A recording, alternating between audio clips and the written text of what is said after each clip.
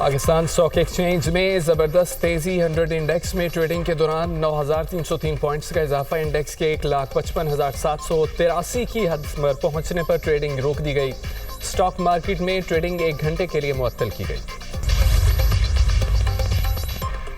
امریکی صدر کے جنگ کے جلد خاتمے کے اعلان کے بعد عالمی منڈی میں خام تیل کی قیمتیں گر گئیں۔ برطانوی خام تیل کی قیمت میں 8% کمی کے بعد پھر اضافہ۔ تیل کی قیمت $94 فی بیرل پر چلی گئی۔ دوران ٹریڈنگ امریکی خام تیل کی قیمت بھی $90 فی بیرل تک پہنچ گئی۔ گزشتہ روز دوران کاروبار خام تیل کی قیمت $119 فی بیرل سے تجاوز کر گئی تھی۔ پاکستان میں 5G انٹرنیٹ سروس کی نیلامی تقریب سے خطاب کرتے ہوئے وفاقی وزیر خزانہ محمد اورنگزیب نے کہا آئی ٹی کے شعبے کے لیے آج کا دن بہت اہم ہے۔ ملک کی معیشت کو مستحکم کرنے کے لیے اقدامات کر رہے ہیں۔ علاقائی صورتحال کے پیش نظر توانائی کی بچت کے لیے اقدامات کیے جا رہے ہیں۔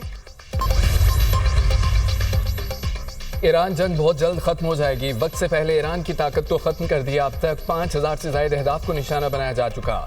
ٹائم لائن سے آگے چل رہے ہیں امریکی صدر ٹرمپ کی فلوریڈا میں نیوز کانفرنس۔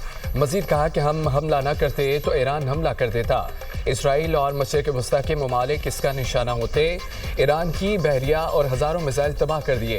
ڈرون مینوفیکچرنگ کو نشانہ بنانا شروع کر دیا۔ ڈرون حملے میں 83% کمی آئی۔ میزائل حملے 90% کم ہو گئے۔ تیل کی قیمتیں کم کرنے کے لیے کچھ پابندیاں ختم کر رہے ہیں۔ ایران ابنائی ہرمز کو بند کرنے کا کھیل کھیلے گا تو اسے تباہ کر دیں گے۔ مشتبہ خامنئی کے انتخاب پر مایوس ہوا۔ ایران کی نئی قیادت کو بھی نشانہ بنایا جائے گا۔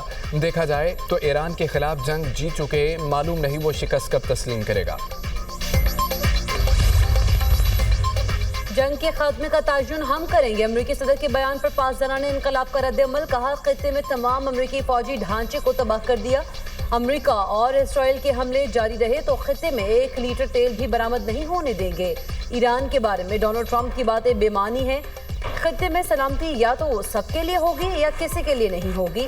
اسرائیلی اور امریکی سفیروں کو نکالنے والا آبنائے ہرمز استعمال کر سکے گا۔ سفیروں کو نکالنے والے ممالک کو آج سے گزرنے کی مکمل آزادی ہوگی۔ ایران نے امریکہ پر عدم اعتماد کا اظہار کر دیا۔ ہمیں امریکیوں کے ساتھ مذاکرات کا تلخ تجربہ ہے۔ ایرانی وزیر خارجہ عباس اراغچی کی امریکی ٹی وی سے گفتگو۔ کہا کہ گزشتہ سال جون میں مذاکرات کے دوران ایران پر حملہ کیا گیا۔ اس سال بھی مذاکرات کے دوران حملہ کیا گیا۔ نیوکلیئر معاملات حل کرنے کے امریکی دعوے کے باوجود حملہ ہوا۔ ایران کے نائب وزیر خارجہ کاظم غریب آبادی نے کہا کہ تہران کی جانب سے جنگ بندی کی پہلی شرط یہ ہے کہ مزید کوئی جارحیت نہ کی جائے۔ عالمی رہنما تنازع کو سفارتی طور پر ختم کرنے کی کوششیں تیز کر رہے ہیں۔ کئی ممالک بشمول چین، روس اور فرانس نے ایران سے رابطہ کیا تاکہ عسکری کارروائیوں کو روکا جا سکے۔ روسی صدر پیوٹن کا ٹرمپ کو ایران جنگ ختم کرنے کا مشورہ۔ امریکی اور روسی صدور کے درمیان ٹیلی فونک رابطہ۔ دونوں صدور کے درمیان ایران جنگ اور دیگر معاملات پر تبادلہ خیال ہوا۔ کلیملن کے مطابق پیوٹن نے ٹرمپ کو ایران جنگ ختم کرنے کی تجاویز دیں۔ ایران امریکہ اسرائیل جنگ کے بعد ٹرمپ کا روسیہ منصب سے پہلی مرتبہ رابطہ ہوا۔ ابنائے ہرمز کی بندش پر فرانس اور ایران آمنے سامنے۔ صدر میکرون کا ابنائے ہرمز کھولنے کے لیے دفاعی مشن بھیجنے کا اعلان۔ کہا بحیرہ عرب میں 2 فریگیٹ بھیجیں گے۔ قبرص پر حملہ یورپ پر حملہ سمجھا جائے گا۔ فرانس کا مقصد دفاعی پوزیشن برقرار رکھنا اور علاقائی کشیدگی کم کرنا ہے۔ دیگر یورپی ممالک مشرق وسطیٰ کشیدگی میں محدود کردار ادا کر رہے ہیں۔ مشرق وسطیٰ میں جنگی صورتحال۔ پاکستان کے اہم فیصلے۔ سرکاری اداروں کے 50% سٹاف کے لیے ورک فرام ہوم کی پالیسی ہوگی۔ ہفتے میں صرف 4 دن سرکاری دفاتر کھلیں گے۔ وزیر اعظم نے 2 ماہ کے لیے سرکاری گاڑیوں کے پیٹرول میں 50% کمی اور 60% سرکاری گاڑیاں روکنے کا اعلان کر دیا۔ شہباز شریف کا قوم سے خطاب۔ کہا ارکان پارلیمنٹ کی تنخواہوں سے 25% کٹوتی ہوگی۔ 2 ماہ کے لیے وزراء، مشیران، معاونین خصوصی تنخواہ نہیں لیں گے۔ پنجاب میں بھی اہم فیصلے۔ تعلیمی ادارے بند، work from home, school college یونیورسٹیاں 31 مارچ تک بند۔ آن لائن کلاسز لینے کا فیصلہ۔ امتحانات شیڈول کے مطابق ہوں گے۔ پیٹرولیم بحران کے خاتمے تک صوبائی وزراء کے لیے سرکاری فیول بند۔ وزیر اعلیٰ مریم نواز کا فیصلہ۔ سرکاری افسران کی گاڑیوں کے لیے پیٹرول اور ڈیزل الائنس میں 50% فوری کمی۔ پروٹوکول گاڑیوں پر پابندی۔ ناگزیر سیکیورٹی کے لیے صرف ایک گاڑی صوبائی وزراء اور اعلیٰ آفیسر کے ساتھ ہوگی۔ سرکاری دفاتر میں ورک فرام ہوم کا فیصلہ، صرف ضروری عملہ ہی دفتر آئے گا۔ سرکاری آؤٹ ڈور تقریبات پر پابندی، ہارس اینڈ کیٹل شو کا ثقافتی تہوار بھی ملتوی۔ وزیر اعلیٰ مریم نواز نے ہدایت کی ہے کہ نجی سیکٹر کو ورک فرام ہوم، غیر ضروری تقریبات نہ کرنے اور صرف ضروری سٹاف بلانے کی ایڈوائزری جاری کی جائے۔ مریم نواز نے عوام سے اپیل کی ہے کہ اشیاء کا غیر ضروری ذخیرہ نہ کریں۔ بلوچستان میں 23 مارچ تک تمام تعلیمی ادارے بند۔ نئے سپریم لیڈر کے اعلان کے بعد امریکی اور اسرائیلی طیاروں کی ایران پر شدید بمباری، تہران، اسفہان، تبریز اور کارگ میں دھماکوں کی گونج۔ یہ کے بعد دیگر دھماکوں کے باعث دفاتر کی کھڑکیاں اور دروازے لرز اٹھے۔ گورنر اسفہان کا دفتر اور یونیسکو کے عالمی ثقافتی ورثے میں شامل قدیم شاہی محل نشانہ بن گیا۔ اسفہان میں دھماکے ایران کی نیوکلیئر سائٹس کے قریب ہوئے۔ ایران میں افزودہ یورینیم کے ذخائر محفوظ ہیں۔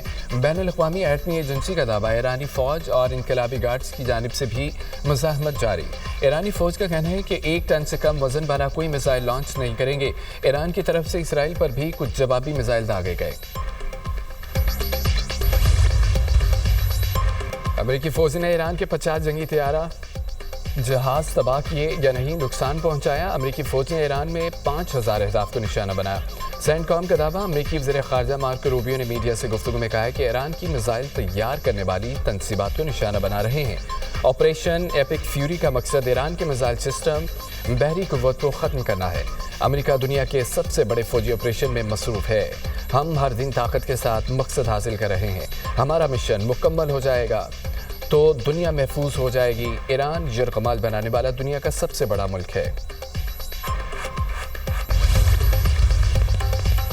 خلیجی ملکوں سے تیل بردار جہاز پاکستان آنا شروع۔ تیل بردار جہاز UAE کی ریاست فجیرہ سے پورٹ قاسم پہنچ گیا۔